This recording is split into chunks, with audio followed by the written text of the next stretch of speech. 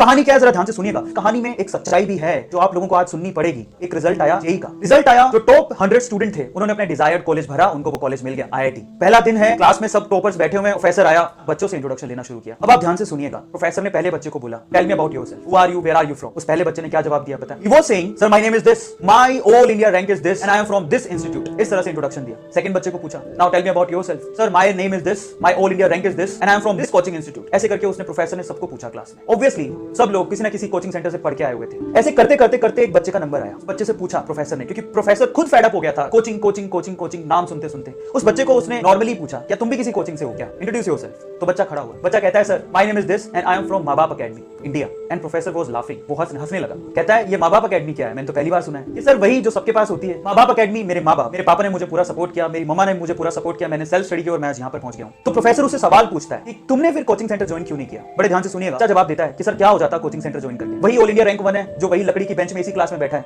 और वही मैं हूं 59th रैंक है सर, और मैं भी उसी क्लास में उसी लकड़ी की बेंच पे सामने बैठा हूं सर। क्या फर्क? हाँ, फर्क सिर्फ इतना है कि वो 2-2.5 लाख रुपए खर्च करके बैठा है और मैं अपने माँ बाप के 2-2.5 लाख रुपए बचा के बैठा हूं सर। सो प्रोफेसर उसकी बात को सुन के हैरान रह गया। प्रोफेसर से रहा नहीं गया। उसने फिर से एक सवाल पूछा उसी बच्चे से। कहता है, तुमने कभी तो ट्राई किया होगा इस कोचिंग इंस्टीट्यूट के लिए, कभी तो तुम गए होगे। तो उसने जवाब दिया, हाँ सर मैं गया था। मेरे स्कूल वाले जो टीचर थे वो मेरे घर आए, मेरे पापा से मिले और उनको बोलते हैं, आपका बच्चा बहुत होनहार है, इसके लिए कुछ करो, तो किसी इंस्टीट्यूट में दाखिला दिलाओ, ये निकल जाएगा। पर मेरे पापा के पास इतने पैसे नहीं थे, तो उन्होंने अपना घर बेचकर थोड़े बहुत पैसों का जुगाड़ किया और मुझे लेकर गए इस कोचिंग सेंटर में।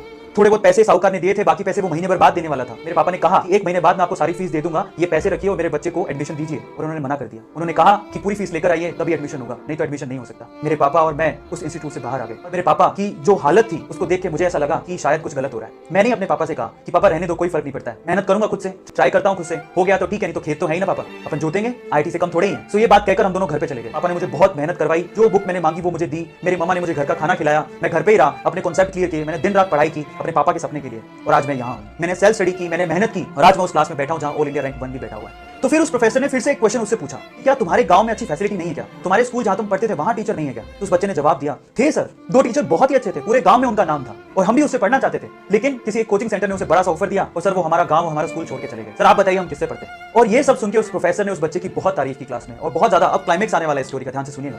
बस इतना कहने की देर थी प्रोफेसर की, इतनी तारीफ करने की देर थी कि जो साइड में फर्स्ट रैंकर बैठा था ना, वो रोने लग गया, वो सहमने लग गया और प्रोफेसर को हाथ ऊपर करके कहता है कि सर मुझे आपसे कुछ शेयर करना है। वो कहता है कि सर मैंने आपसे झूठ बोला sir, I am sorry. Professor कहता है क्या हुआ। वो कहता है कि सर मैंने भी अपने माँ बाप की मदद से ही रैंक 1 बनाया सर, मेरे पापा ने मुझे सपोर्ट किया, मेरी मम्मा ने मुझे सपोर्ट किया और मैं यहाँ पर हूँ। तो फिर प्रोफेसर पूछता तो तुमने क्यों कहा था पहले कि तुमने कोचिंग सेंटर ही ज्वाइन करके ये रैंक बनाया। तो वो कहता है, sir I am sorry, actual में मुझे ऑफर आया था इंस्टीट्यूट से और इस वजह से मैंने अपना रैंक बेच दिया, सॉरी फॉर दैट सर, मुझे बहुत फील हो रहा है। अब मोरल क्या है स्टोरी का, जरा उसको समझें। जो अगर आप सोचते हैं कि ऑल इंडिया रैंक 1 ये कोचिंग इंस्टीट्यूट ही बनाते हैं, तो बहुत सारे टॉपर ऐसे हैं जो अपनी रैंक बेच देते हैं। Do share this video.